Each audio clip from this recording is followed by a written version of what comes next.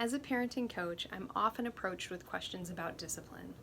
What strategies and consequences work best? What's most effective and what's most doable?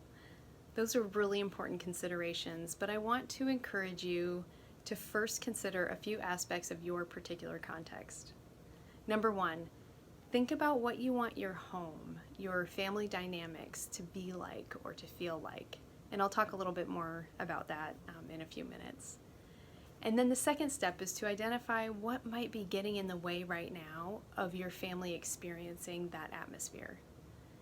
And then only after identifying those first two do we go on to consider what changes or strategies would best help you achieve that atmosphere. So achieving that atmosphere becomes your family's goal, which is very different from the goal being to change a child's behavior. Oftentimes as parents, when we discuss our struggles at home, we begin by describing our children's behavior. And we might too often forget how much of their behavior is actually influenced by their context. Behavioral challenges often indicate that it's time to change something about the family dynamics. It might be that the expectations or boundaries could be revisited. We might need to reconsider consequences that we're using, or it could be that just our general way of interacting as a family is a little bit off. And when that's the case, it's far more productive to focus on the overall atmosphere and dynamics in the home than it is to focus on one person's apparently faulty behavior.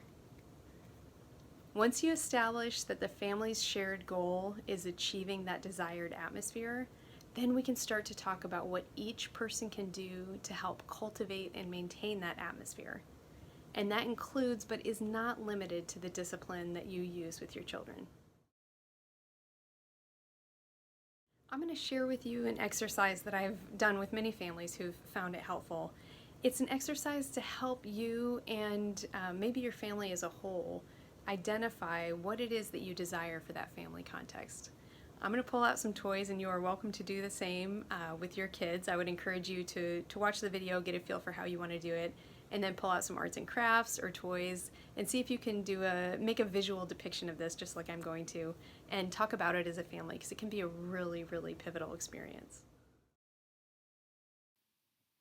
I want you to think about your home, your family's physical and relational context, as a sheepfold.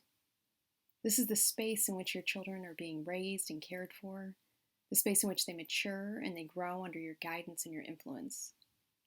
The fencing represents the boundaries. They show us the limits and they define the space that is ours as a family. Our sheep grow, are fed, and are trained within this sheepfold. Shepherds are available in this space. They guide and they guard the sheep. They cultivate a healthy environment with nourishment and care within the established limits and boundaries.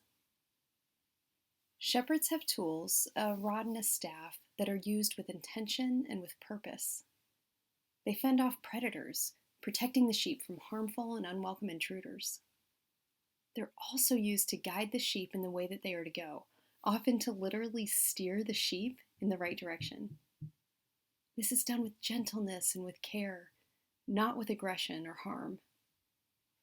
Sometimes these tools are also used to draw the sheep close to the shepherd, assertively, respectfully, and gently. Looking at your family's context from this perspective, I want you to consider the environment within this sheepfold as the atmosphere within your home. Choose words that describe what you want your home, your family context, your interactions, and your communication to be like. And be specific with the words that you choose.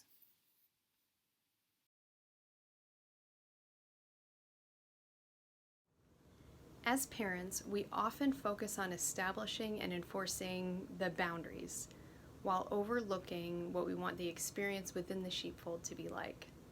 For us, for our children, for our family as a whole, even for the other people who enter into our home. I want to encourage your family to put language to what you want your home, the emotional atmosphere within it, to be like. What do you want people to experience when they enter your home? How do you want to experience it yourself? Imagine coming home after a long day and walking through the door. What words would you use to describe how you want to feel in that space? what you most desire to experience and to feel when you enter into your home.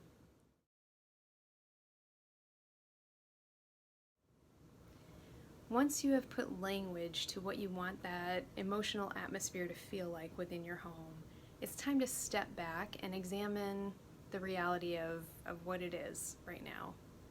Do the words that describe your desire for that space match your actual experience of being in that space? And if not, it's okay. A lot of people experience that.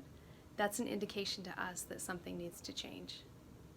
There are things that each person in the family can do to shift the way that the environment feels. The first step is recognizing that the two don't match. The desire doesn't match the experience right now. And that's a healthy place to land. So I want to encourage us to take that next step now of examining what's getting in the way of us achieving that atmosphere. Is it behavior?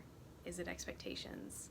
Is it a tone that we're using with each other? Is it the language that we're using? There's so many things that could be getting in the way, but I want that to be your starting point for determining what needs to change moving forward. My name is Claire White, and I am passionate about walking with families through this process of establishing healthy interactions, improving relationships and communication so that the home and the family context, that emotional atmosphere that we talk about, is what each person in the family desires it to be. It can be better, and if there's anything that I can do to help walk with your family through that process, definitely reach out anytime.